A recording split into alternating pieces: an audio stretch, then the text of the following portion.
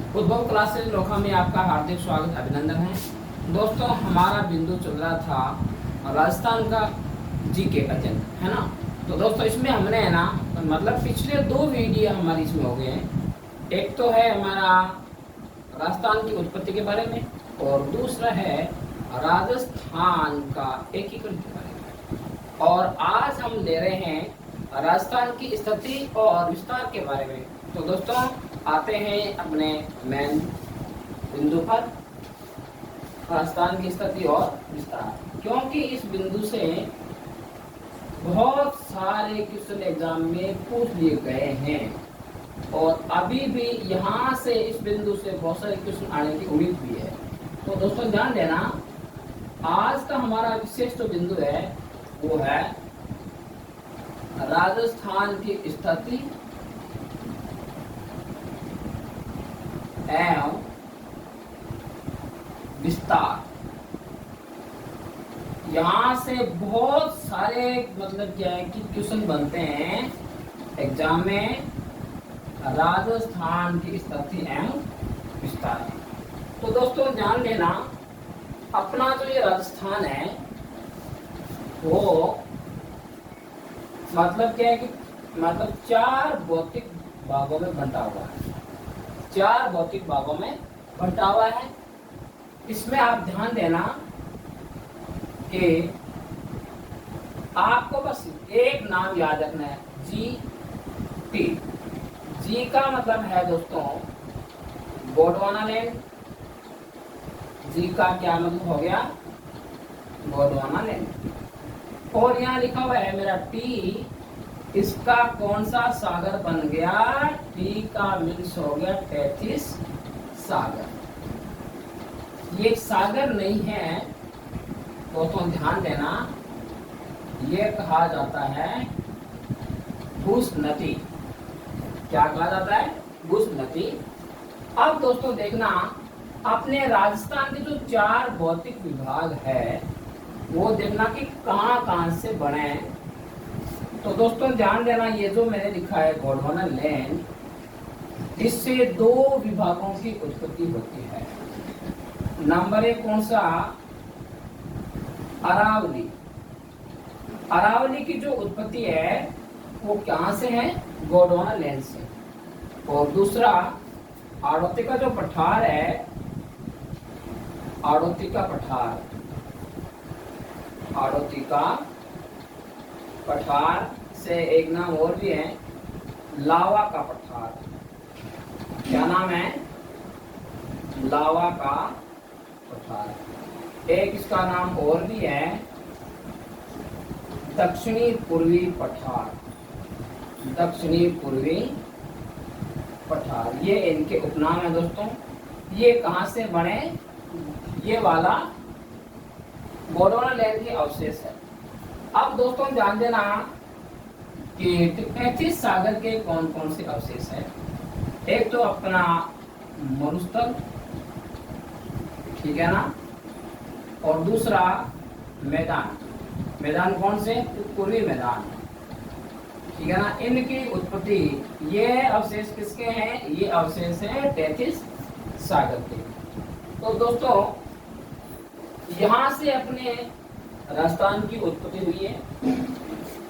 और फिर आप इसमें ये देखो कि अपना जो राजस्थान है, जैसे ये मान लो राजस्थान का ऐसे होता है मैप है, उसके अपसाइड में होता है उत्तर दिशा और नीचे डाउन में दक्षिण। इधर इस साइड में क्या होगी? इस साइड में हो जाएगी आपके पूर्व और इधर हो जाएगी पश्चिम। तो दोस्तों ध्यान देना, राजस्थान की उत्तर से लेकर दक्षिण तक की लंबाई जो है वो है 826 किलोमीटर दोस्तों। राजस्थान की उत्तर से लेके और दक्षिण तक की लंबाई कितनी है? 826 किलोमीटर। ये दोस्तों आपको ध्यान देना है, राजस्थान की उत्तर से दक्षिण तक की लंबाई कितनी है? 826 किलोमीटर। अब दोस्तों ध्यान देना, क्या राजस्थान की पूर्व से पश्चिम तक की लंबाई कितनी है? राजस्थान की पूर्व से पश्चिम तक की लंबाई जो है वो है दोस्तों 869 किलोमीटर। याद रख लेना, राजस्थान की पूर्व से पश्चिम तक की है लंबाई कितनी है? 869 किलोमीटर। अब दोस्तों ध्यान देना कि राजस्थान की लंबाई और चौड़ाई में अंतर कितना हो गया, ये वाला मेन यहाँ पे क्वेश्चन बनता है। राजस्थान की ये तो अपन मानते हैं लंबाई और ये मान लेते हैं चौड़ाई, तो इनमें कितने किलोमीटर का अंतर है? तो दोस्तों आपको साफ साफ दिखता होगा कि राजस्थान की लंबाई व चौड़ाई में अंतर, ये वाला बहुत बार क्वेश्चन पूछा गया दोस्तों, इजी भी बहुत ज्यादा है, थोड़ा सा ध्यान देने की आवश्यकता है। 869 में से 826 को निकाल लो, पीछे कितने बचाएंगे? 43, यानी कि 43 किलोमीटर का अंतर है। अंतर ये आया है किसमें? ये राजस्थान की लंबाई और चौड़ाई में अंतर आया है। अब दोस्तों आपको ये समझना है कि राजस्थान की उत्तर से दक्षिण तक की लंबाई होगी 826 किलोमीटर और पूर्व से पश्चिम तक की लंबाई होगी है 869, ठीक है, और लंबाई और चौड़ाई में अंतर हो गया 43 किलोमीटर। तो अब दोस्तों ध्यान देना है कि यहाँ जो है लिखा हुआ है मेरा पश्चिम, तो इधर जो मतलब होती है ना दिशा, उसका नाम होता है उत्तर पश्चिम, और यहाँ जो होती है ना दिशा, उसका नाम होता है दक्षिण और पूर्व, और इधर जो मतलब दिशा होती है मैप में वो है दक्षिण और पश्चिम, और इधर जो होती है दिशा वो है उत्तर और पूर्व, उत्तर पूर्व है। तो दोस्तों ध्यान देना, यहाँ मैंने लिखा है उत्तर पूर्व से लेके और दक्षिणी पूर्व तक, ये एक ना विकर्ण की आकृति है। किसकी है? विकर्ण जो आपने देखा है, जैसे आयत के अंदर भी विकर्ण होते हैं, है ना, तो वैसे अपन को ध्यान देना है कि राजस्थान में उत्तर मतलब पश्चिम से दक्षिणी पूर्व तक की लंबाई कितनी है? तो ये दोस्तों है उत्तर पश्चिम से दक्षिणी पूर्व तक की लंबाई जो है तो है 850 किलोमीटर। बहुत इंपॉर्टेंट क्वेश्चन है ये दोस्तों, ध्यान देना। राजस्थान के उत्तर पश्चिम से लेकर के दक्षिणी पूर्व तक की लंबाई कितनी है? 850 किलोमीटर।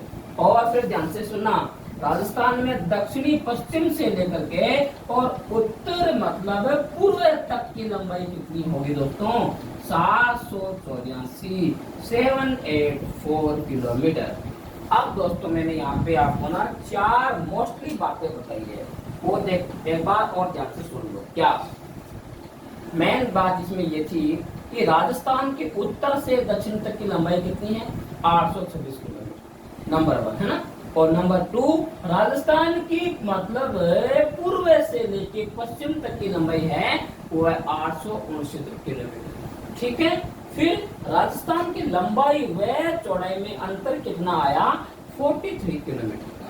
फिर देखना, राजस्थान में उत्तर पश्चिम से लेकर के दक्षिणी पूर्व तक की जो विकर्ण है, इसकी लंबाई है 850 किलोमीटर, ठीक है। और लास्ट 4th बात इसमें क्या है कि राजस्थान की दक्षिणी पश्चिम से लेकर के उत्तर पूर्व तक की लंबाई 784 किलोमीटर, 784 किलोमीटर, ठीक है दोस्तों। यहाँ तक आपको आ गया होगा समझने। अब आपको क्या समझना है कि राजस्थान जो अपना है, इस राजस्थान की आकृति कैसी है। तो दोस्तों ध्यान देना, यह वाला सवाल बहुत बार आ चुका है कि राजस्थान जो है उसकी आकृति कैसी है। तो दोस्तों ध्यान देना कि राजस्थान की आकृति कैसी है।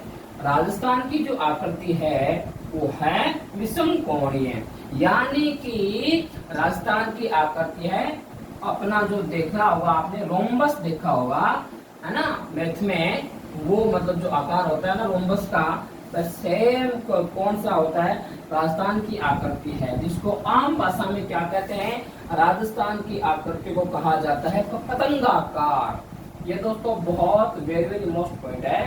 राजस्थान की आकृति कैसी है, राजस्थान की आकृति, दोस्तों ध्यान देना, राजस्थान की आकृति है वो है पतंगाकार, यानी दूसरा नाम विषम कोणीय है। दूसरा नाम क्या हो गया, विषम कोणीय, और इंग्लिश में कहे तो रोम्बस। अब दोस्तों आपको समझ में आ गया होगा कि अपने राजस्थान की आकृति है वो मतलब कैसी है, वो है पतंगाकार, विषम कोणीय और रोम्बस जैसी आकृति है। तो यह आकृति राजस्थान की किसने बताई और ये इसके बारे में कहा किसने था, तो एक नाम आपको याद रखना पड़ेगा, प्रोफेसर। बहुत वेरी इंपॉर्टेंट नाम है दोस्तों, ध्यान देने की आवश्यकता है। तो प्रोफेसर, मैं लिख रहा हूं यहाँ पे T.H. हैंडले। ये किसने कहा था कि राजस्थान की आकृति विषम कोणीय है, तो नाम आ रहा है तो प्रोफेसर T.H.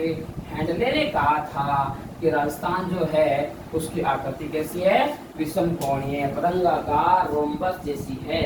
ठीक है, फिर दोस्तों ध्यान देना, अपने राजस्थान में जैसे मान लो ये अपना राजस्थान है, आप ध्यान देना दोस्तों अच्छे सा, ये जो इसका उत्तर जो है ना, उत्तर, ये उत्तर इसकी साइड हो गया, यह हो गया दक्षिण दिशा, और ये हो गया पूर्व, है ना, और ये हो गया पश्चिम। अब दोस्तों यहाँ आपको मैं बहुत इंपॉर्टेंट बात बताने वाला हूँ, आप थोड़ा सा ध्यान दें। कैसे कि राजस्थान के उत्तर में कैसे, उत्तरतम एकदम लास्ट में उत्तर में देखना कि कौन सा गांव है। राजस्थान के उत्तरतम में, यहाँ पे निकलता हूँ, उत्तरतम, राजस्थान के उत्तरतम में गांव का नाम है कोणा गांव। गांव का क्या नाम दोस्तों, कोणा गांव। और ये कौन सी तहसील में पड़ता है, गंगानगर तहसील में पड़ता है। अब आपके जहन में सवाल आएगा, सर गंगानगर तो है, जिला है ना, तो बेटा गंगानगर है ना, ये मतलब क्या है कि तहसील भी है और जिला भी है। तो अब आपको यहाँ इतना जान देना है कि राजस्थान के उत्तरतम में कौन सा गांव है, नाम याद रखोगे। राजस्थान के उत्तरतम में कोणा गांव है। कौन सा गांव है, कोणा गांव। ठीक है, और वह कौन सी मतलब क्या है कि तहसील में है, वो गंगानगर तहसील में है। अब दोस्तों ध्यान देना, क्या अब आपको यह ध्यान देना है कि राजस्थान के दक्षिणी दिशा में दक्षिणतम में कौन सा गांव है। तो राजस्थान के दक्षिणतम में जो गांव है उस गांव का नाम है बोरकुंड गांव। राजस्थान के दक्षिण में कौन सा गांव है, बोरकुंड गांव है।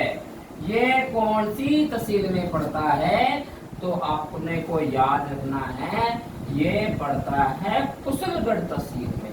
कौन सी तहसील में पड़ता है दोस्तों, कुशलगढ़ तहसील में। और ये कहाँ है, ये है बांसवाड़ा के अंदर। कौन से मतलब जिले के अंदर है, बांसवाड़ा जो जिला है वहाँ है कुशलगढ़ तहसील, वहाँ है बोरकुंड गांव। वो कहाँ स्थित है, राजस्थान के दक्षिणतम में। राजस्थान के दक्षिणतम में बोरकुंड गांव, कुशलगढ़ तहसील, बांसवाड़ा जिला। अब दोस्तों ध्यान देना है कि राजस्थान के पूर्व में कौन सा गांव पड़ता है। तो दोस्तों याद रखना, राजस्थान के पूर्व में पड़ता है और उस गांव का नाम है सिलाना। गांव का क्या नाम है दोस्तों, सिलाना है गांव का नाम। और वहां की जो तहसील है उसका नाम क्या है, राजा खेड़ा। राजा खेड़ा वहां की क्या है, तहसील है। और ये कौन से मतलब जिले में पड़ती है, ये धौलपुर जिले में पड़ती है दोस्तों। ठीक है, राजस्थान के पूर्वतम में कौन सा गांव हो गया, सिलाना गांव हो गया। कौन सी होगी है तहसील, राजा खेड़ा तहसील होगी। कौन सा जिला है, धौलपुर जिला है। ठीक है, अब दोस्तों ध्यान देना, उत्तरतम में आपको मैंने बता दिया कोणा गांव, गंगानगर तहसील। दक्षिण में आपको मैंने बता दिया बोरकुंड गांव, कुशलगढ़ तहसील, बांसवाड़ा जिला।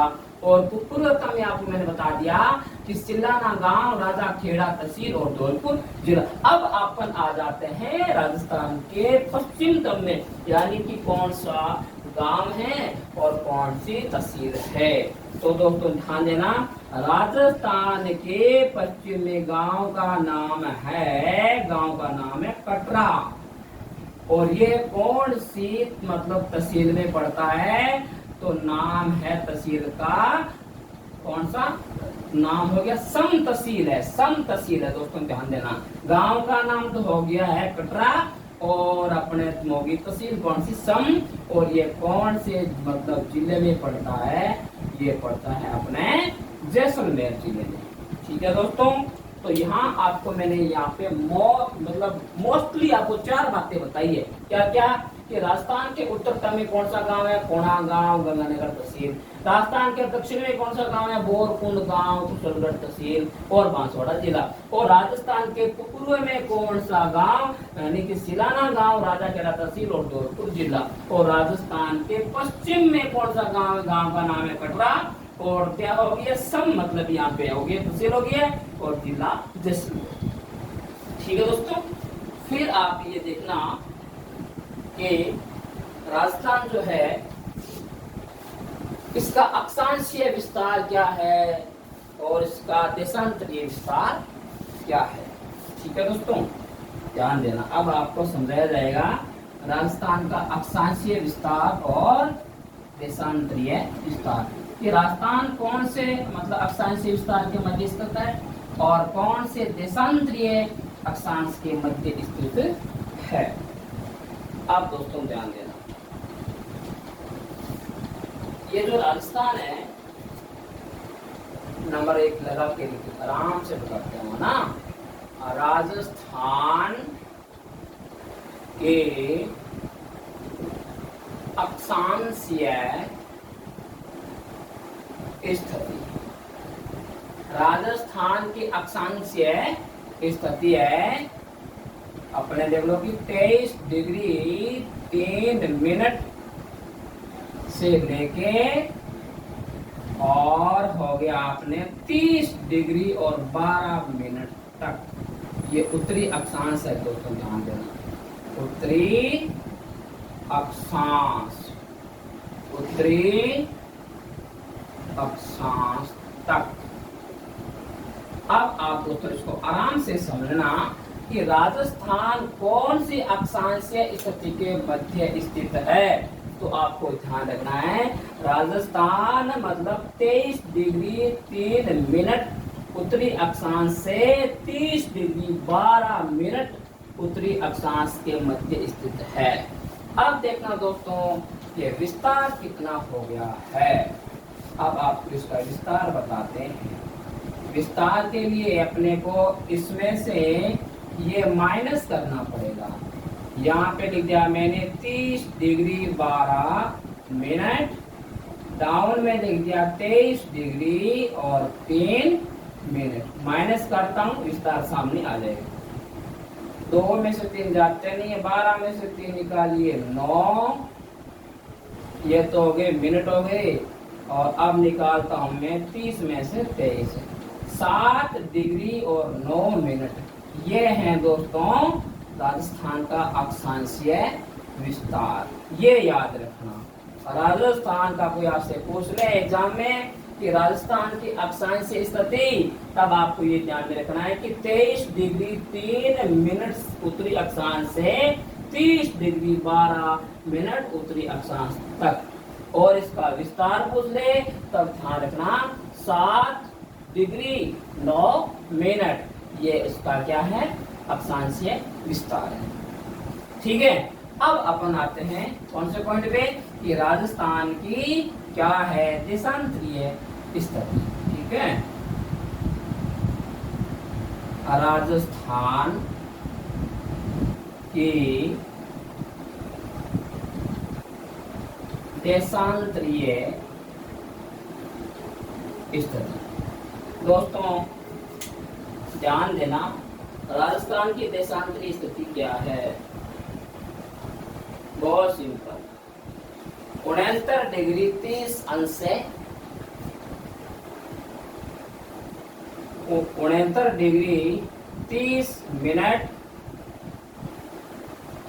पूर्वी देशांतर से 78 डिग्री 17 मिनट पूर्वी देशांतर तक। ये है राजस्थान की देशांतरीय स्थिति। देखो ध्यान से देख लेना।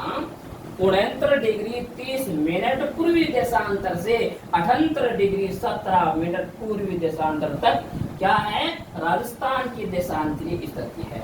अब दोस्तों हम इसमें भी देख लेते हैं विस्तार कितना है। विस्तार ध्यान देना, 78 यहाँ पे साफ साफ दिख जाएगी, आगे कहता हूँ 78 डिग्री 17 मिनट और 69 डिग्री कितने अंश 30, ये माइनस करना है। तो दोस्तों ध्यान देना, अब यहाँ आप साइड में दिख रहे हैं आपको 17, नीचे दिख रहे हैं 30।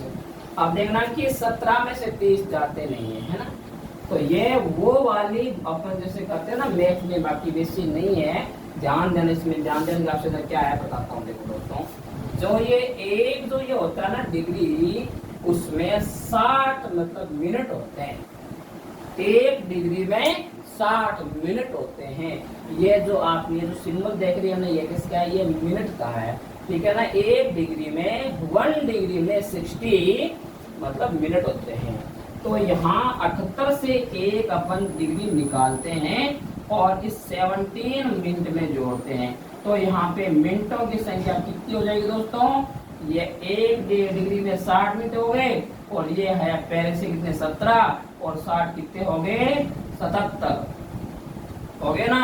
अब अपन 77 में से निकालेंगे 30 को। 7 में से 0 काटा 7 में से काटा 3 4।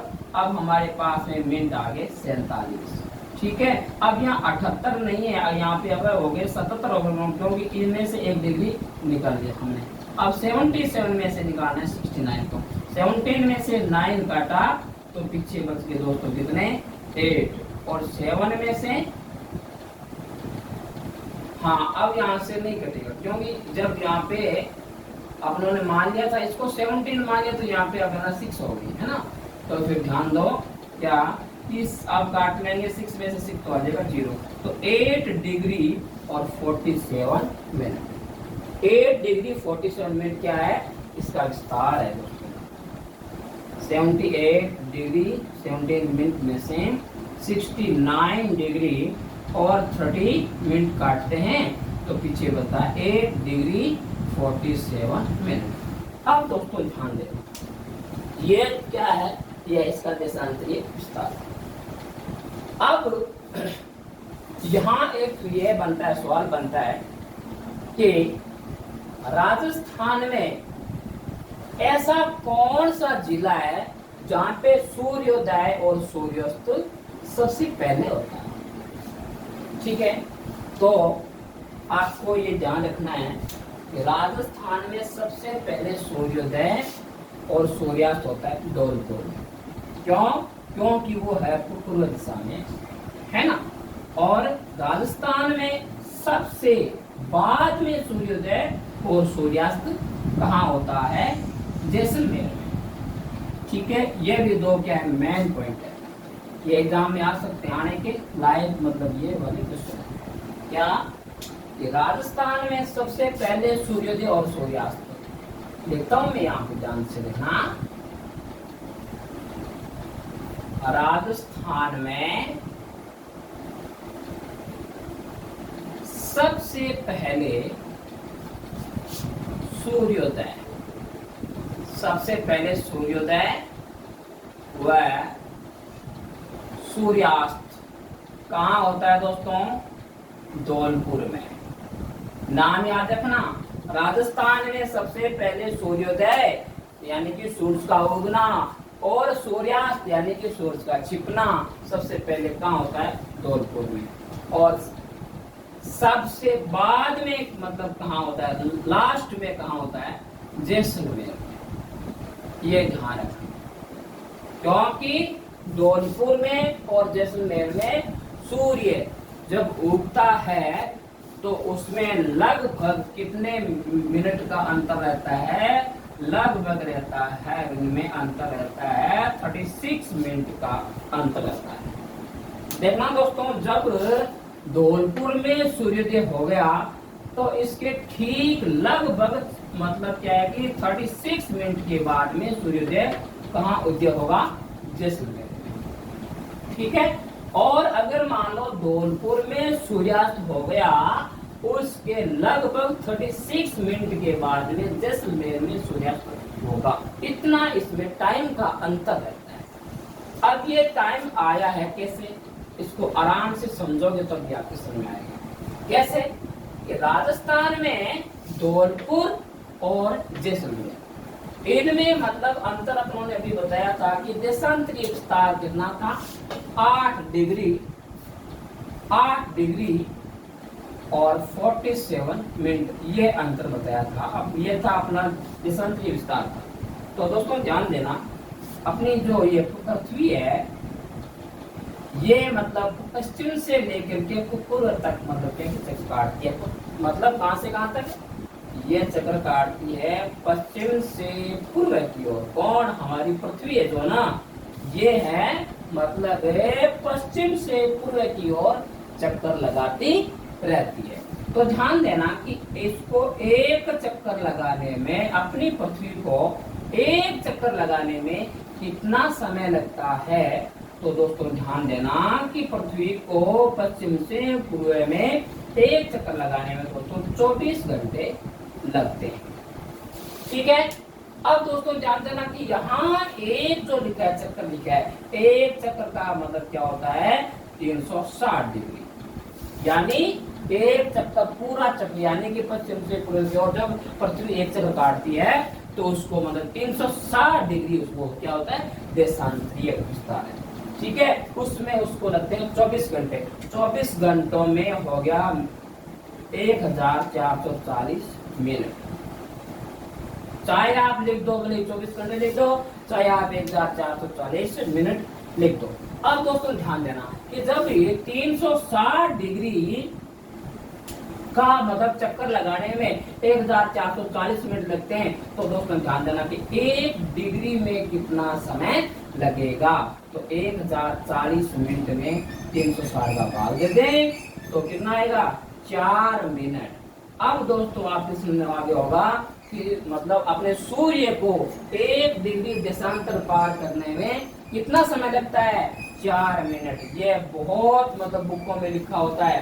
ठीक है ना? क्या ये सूर्य को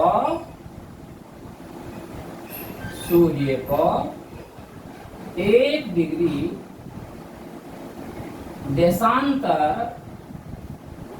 पार करने में, सूर्य को 1 डिग्री देशांतर पार करने में मतलब 4 मिनट का समय लगता है। सूर्य को 1 डिग्री देशांतर पार करने में कितना समय लगता है? 4 मिनट। ठीक है।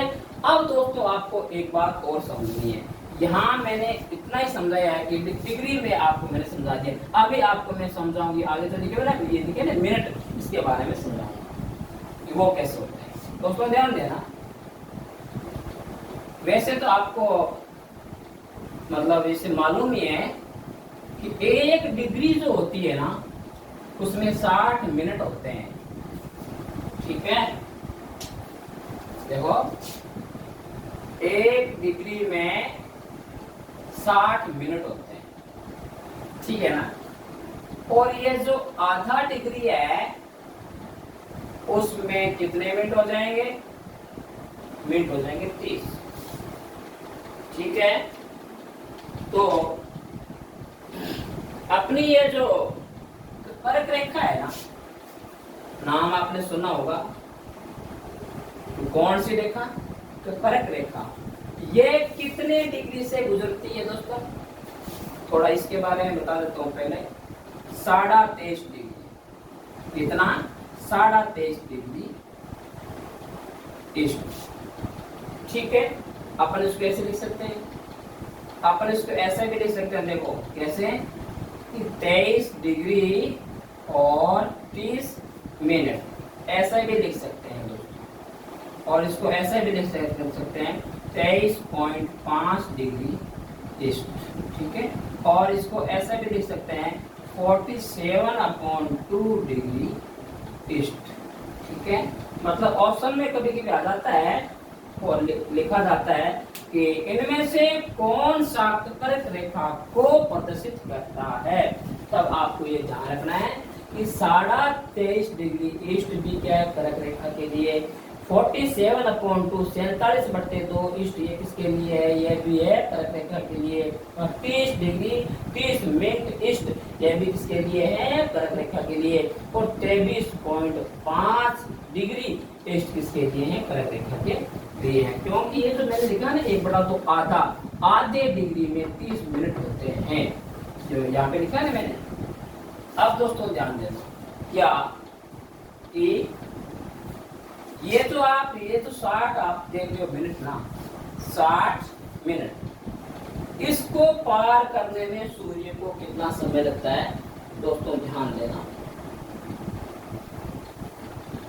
कि जब एक मतलब डिग्री को पार करने में सूर्य को 4 मिनट लगते हैं, तो 1 डिग्री में 60 मिनट होते हैं, तो 60 मिनट को पार करने में कितने मिनट लगते हैं, 60 मिनट को पार करने में 4 मिनट लग गए।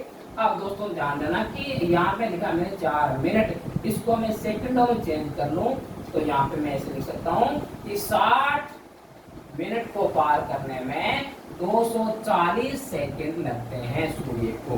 कितने सेकंड लगते हैं, 240 सेकंड। अब दोस्तों ध्यान देना कि एक सेकंड मतलब देशांतर पार करने में सूर्य को कितना समय लगता है। यहाँ पे मैं लिखता हूँ 1 मिनट पार करने में सूर्य को लगेगा 240/60, यानी कि 4 सेकंड लगेगा। कितना सेकंड लगेगा, ओनली फॉर 4 सेकंड। अब दोस्तों थोड़ा सा आप और ध्यान देना, मैंने यहाँ तो लिखा है 1 डिग्री और यहाँ लिखा है 1 मिनट। 1 डिग्री देशांतर पार करने में तो 4 मिनट का समय लगता है सूर्य को, और 1 मिनट पार करने में सूर्य को 4 सेकंड का समय लगता है। अब दोस्तों ध्यान से बताना कि जब इतना आपने सीख लिया तो 8 डिग्री और 47 मिनट को पार करने में सूर्य को कितना समय लगेगा, ये बताना है। ठीक है दोस्तों, तो अब अपन इसका निकालते हैं कि सूर्य को 8 डिग्री और 47 मिनट को पार करने में कितना समय लगेगा। ठीक है, अब आते हैं इस बिंदु पे, ध्यान देना। यहाँ पे लिखा है 8 डिग्री, पहले अपन 8 निकालते हैं डिग्री का, क्योंकि जब 1 डिग्री को पार करने में 4 मिनट का समय लगेगा, तो दोस्तों अब आप सोच लेना कि 8 डिग्री को पार करने में कितने मिनट लग जाएंगे। मिनट लग जाएंगे दोस्तों 32 मिनट लग जाएंगे। ठीक है, और जब एक मिनट को पार करने में सूर्य को मतलब समय कितना लगता है, 4 सेकंड का।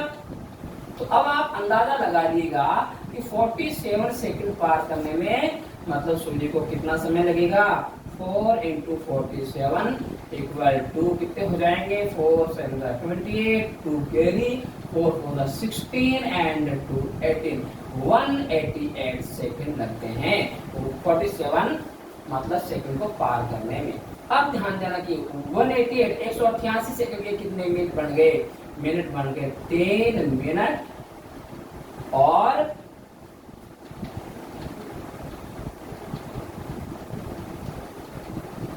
8 सेकंड।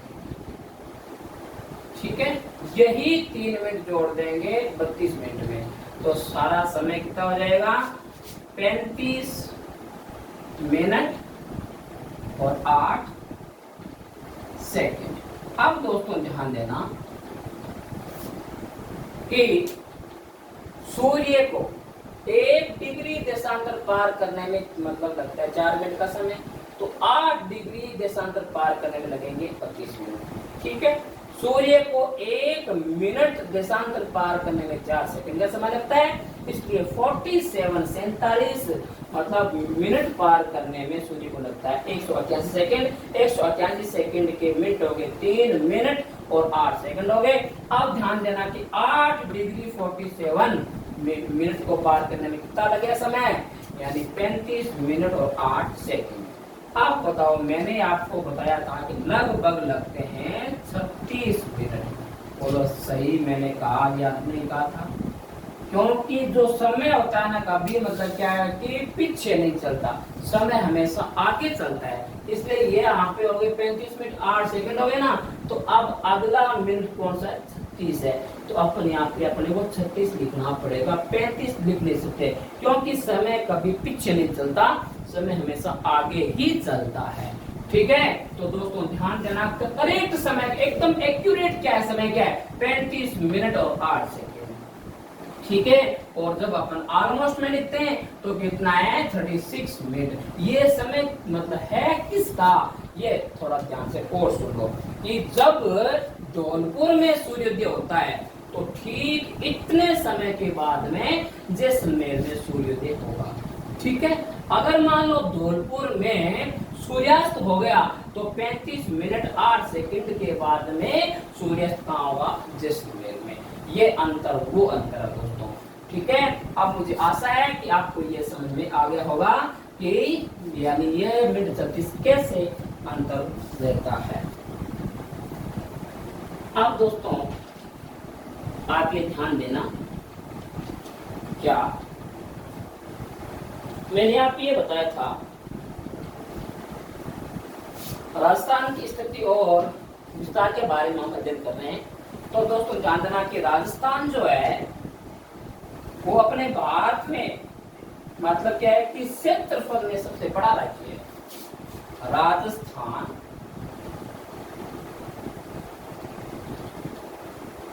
सबसे बड़ा राज्य है। अब ये है देखना किस में बड़ा है, क्षेत्रफल में बड़ा है। ठीक है ना। तो अब आप थोड़ा सोचिएगा कि राजस्थान जब सबसे बड़ा राज्य है तो इसका क्षेत्रफल कितना है। तो दोस्तों ध्यान देना, इसका क्षेत्रफल है 3,42,239 वर्ग किलोमीटर। ये अपने राजस्थान का क्षेत्रफल है, 3,42,239 वर्ग किलोमीटर। ये अपने राजस्थान का क्षेत्रफल है। ठीक है, तो ये जो क्षेत्रफल आप जो देख रहे हो ना 3,42,239, ये अपने भारत का कितना प्रतिशत है।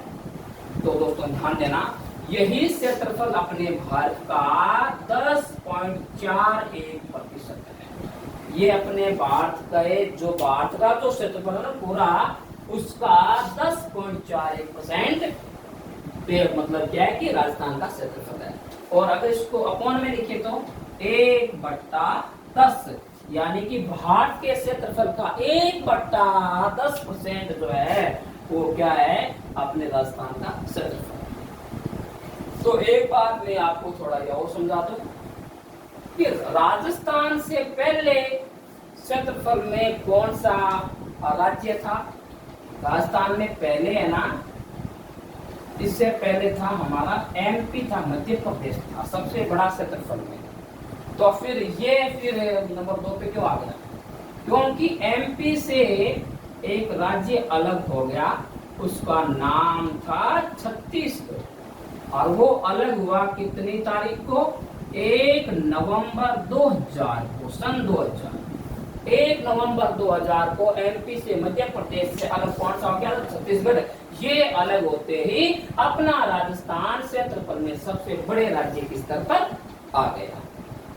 ठीक है दोस्तों, लेकिन क्षेत्रफल आज के एग्जामों में वर्ग किलोमीटर में कोई नहीं पूछता है। दोस्तों ध्यान देना, अब समय है ना वो नहीं रहा है। आज के इस युग में इतना कंपटीशन बढ़ गया है कि सवाल ऐसे आते हैं मतलब कि अपने को आते हुए भी हमारा पसंद रॉन्ग हो जाता है। वो कैसे कि आजकल हमें पूछ लिया जाता है, किसमें पूछ लिया जाता है, क्षेत्रफल मील में पूछ लिया जाता है। तो दोस्तों ध्यान देना कि मील है ना वो कितने प्रकार का होता है। मील जो होता है दोस्तों 2 प्रकार का। मील कितने प्रकार का होता है? मील होता है 2 प्रकार का। कौन कौन से 2 प्रकार है? अब आपके सामने मैं लिख रहा हूं, आप ध्यान देना कि मील कितने प्रकार के होते हैं। मील होते हैं 2 प्रकार के। वो 2 प्रकार कौन से हैं? थोड़ा ध्यान देना। एक तो होता है मील कितने प्रकार के होते हैं? 2 प्रकार के। एक का नाम होता है भौमिक मील। क्या होता है? भौमिक मील। और दूसरा मील कौन सा होता है? समुद्री मील। ठीक है, समुद्री मील। अब दोस्तों ध्यान देना, ये जो भौमिक मील होता है ना, इसका क्या है?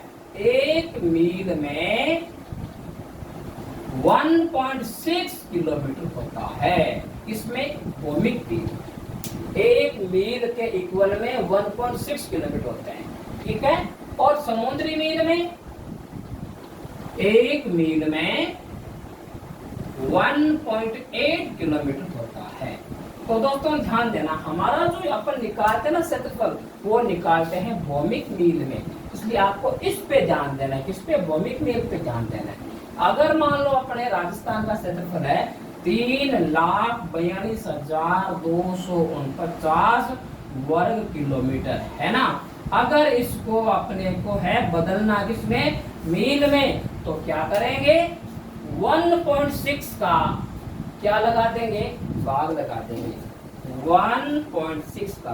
तो क्या सही आंसर आ जाएगा? क्या नहीं, क्योंकि आगे लिखा हुआ है वर्ग में किलोमीटर, तब अपने को 1.6 एक बार और लगाना पड़ेगा। ठीक है, ये जब आप सोल्व कर लोगे तो राजस्थान का क्षेत्रफल किसमें आ जाएगा? मील में आ जाएगा दोस्तों। ठीक है, तो अब आपको समझ आ गया होगा कि आजकल के एग्जाम में सवाल कैसे पूछ लिए जाते हैं।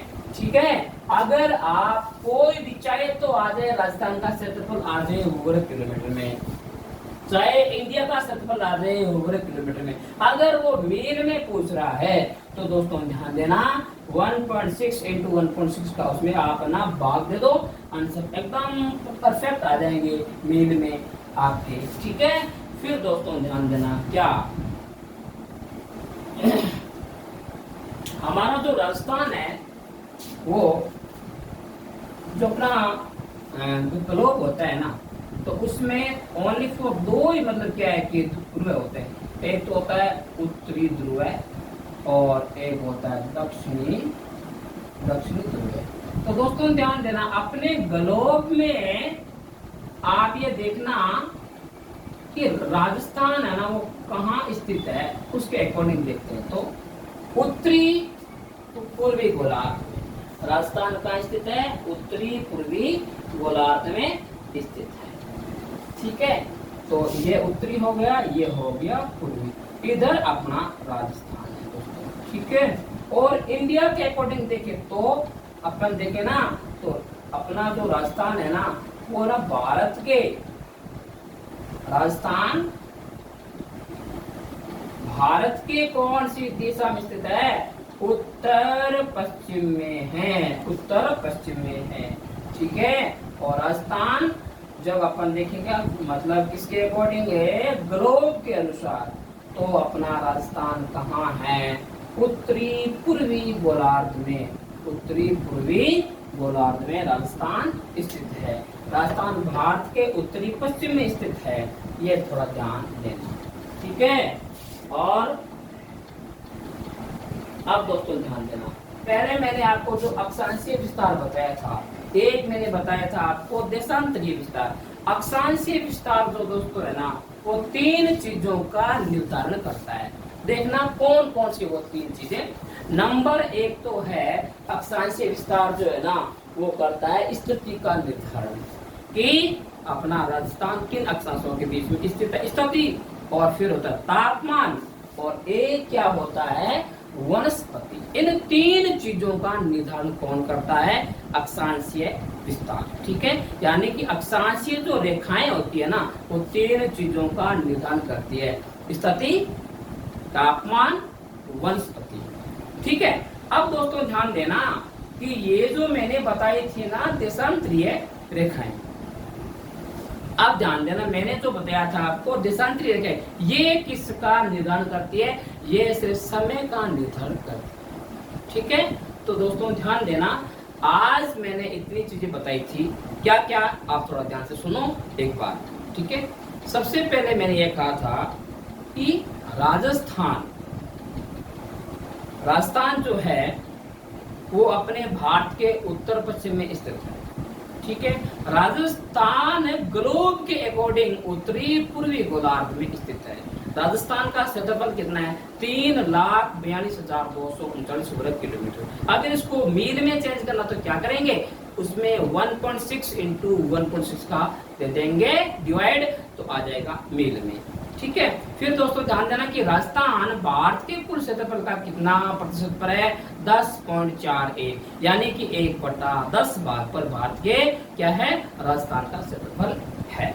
फिर दोस्तों ध्यान देना, राजस्थान के उत्तर में कौन सा गांव था, कोणा गांव गंगानगर तहसील। राजस्थान के दक्षिण में कौन सा गांव था, बोरकुंड गांव और कुशलगढ़ तहसील बांसवाड़ा जिला। राजस्थान के पूर्व में कौन स्थित था, यानी कि सिलाना गांव राजाखेड़ा तहसील और धौलपुर जिला। ठीक है, और राजस्थान के पश्चिम में था कटरा गांव सम तहसील और जैसलमेर जिला। ठीक है, और दोस्तों ध्यान देना, राजस्थान के उत्तर से लेकर के दक्षिण तक की लंबाई कितनी थी, 826 किलोमीटर। राजस्थान की पूर्व से पश्चिम तक की लंबाई कितनी थी, 869 किलोमीटर। और राजस्थान के उत्तरी पश्चिम से लेकर के दक्षिणी पूर्व तक मतलब जो ये जो है ना विकर्ण है वो कितना था, 850 किलोमीटर। ठीक है, यानी ऐसे बता रहा था हमें। ठीक है, और राजस्थान के दक्षिणी पश्चिम से लेकर के उत्तर पूर्व तक वो कितना था, 784 किलोमीटर था। ठीक है, यह थी राजस्थान की स्थिति और राजस्थान का विस्तार। और एक बात और है दोस्तों इसमें विशेष कि अपना जो राजस्थान है उसमें एक जिला है, उसका नाम है बांसवाड़ा। तो दोस्तों ध्यान देना, कर्क रेखा जो है ना वो मतलब कि बांसवाड़ा जिले के मध्य में से होकर के गुजरती है। और जो है ना डूंगरपुर जिला है ना उसके एकदम मतलब क्या है कि एकदम सीमा के ऊपर मतलब प्रवेश करके फिर गुजरती है। सबसे ज्यादा कर्क रेखा कहाँ से गुजरती है, बांसवाड़ा से। और सबसे एकदम कम मतलब कहाँ से गुजरती है, डूंगरपुर से। ठीक है, और दोस्तों इसमें यह बताना था कि कर्क रेखा के सबसे नजदीक कौन सा जिला है, बांसवाड़ा। और कर्क रेखा के सबसे दूर कौन सा जिला है, गंगानगर। ठीक है दोस्तों ध्यान देना। और क्या बता रहा था इसमें मैं कि हाँ ये जो बांसवाड़ा है ये कर्क रेखा के एकदम नजदीक, इसीलिए सूर्य की सीधी किरणें कहाँ पड़ती है, बांसवाड़ा पे। ठीक है, और सबसे दूर कर्क रेखा से सबसे दूर कौन सा, गंगानगर जिला है। वहां पर सूर्य की किरणें कैसे पड़ती है, वहां पर सूर्य की किरणें पड़ती है, तिरछी पड़ती है। ठीक है दोस्तों ध्यान देना। और इसमें यह बताना था कि राजस्थान में कर्क रेखा की लंबाई कितनी है। राजस्थान में कर्क रेखा जो है उसकी लंबाई है 26 किलोमीटर दोस्तों। कितनी है, 26 किलोमीटर। ठीक है, और क्या बताना था कि राजस्थान जो है ना वो कर्क रेखा के उत्तर में मतलब अधिकांश जो राजस्थान का हिस्सा है ना वो कर्क रेखा के उत्तर में स्थित है। और थोड़ा सा अंश यानी मतलब थोड़ा सा भाग जो है ना वो कर्क रेखा के दक्षिण में स्थित है। ठीक है, और इसके अलावा मेरे को इसमें कुछ नहीं लग रहा है कि राजस्थान के विस्तार में इसमें कुछ छूट गया है। अगर अभी भी आपको वो समझ नहीं आया है तो आप मेरे से कमेंट में पूछ सकते हो। ठीक है, एक दोस्तों ये बताना था कि राजस्थान का जो भौगोलिक जो क्षेत्रफल है ना वो लगभग जापान और जर्मनी के बराबर है। किसके है, जापान और जर्मनी के बराबर है राजस्थान का भौगोलिक क्षेत्रफल। जापान और जर्मनी के लगभग क्या है, बराबर है। ठीक है, और देखना कि ग्रेट ब्रिटेन नाम सुना होगा आपने, ग्रेट ब्रिटेन, इससे राजस्थान का क्षेत्रफल कितने गुना है, 2 गुना है दोस्तों। कितने गुना है, 2 गुना है। राजस्थान अपना ग्रेट ब्रिटेन से 2 गुना है। और ध्यान देना कि राजस्थान का क्षेत्रफल है श्रीलंका से कितना गुना है, 5 गुना है दोस्तों, ध्यान देना। राजस्थान का क्षेत्रफल श्रीलंका से 5 गुना है। और इजराइल एक ऐसा देश है, इजराइल नाम ध्यान से रखना दोस्तों। इजराइल से राजस्थान का क्षेत्रफल कितने गुना है, इजराइल से राजस्थान का क्षेत्रफल 17 गुना है, ये दोस्तों ध्यान देना है। ठीक है, तो आजकल क्या है कि ऐसे मतलब क्या है कि क्वेश्चन एग्जाम में पूछ दिए जाते हैं, इसलिए आपको विशेष आपको ऐसे क्वेश्चनों का ध्यान रखना है। ठीक है, मुझे आशा है, मुझे उम्मीद है कि आपको ये मेरी वाली क्लास अच्छी लगी होगी। ठीक है, इसलिए आपको लाइक शेयर और कमेंट करना है। ठीक है, और अगर आपके कोई भी बात मतलब समझ में नहीं आए तो मेरे को कमेंट बॉक्स में कमेंट छोड़ देना, मैं आराम से देख करके आपको वापस कर दूंगा रिप्लाई। ओके।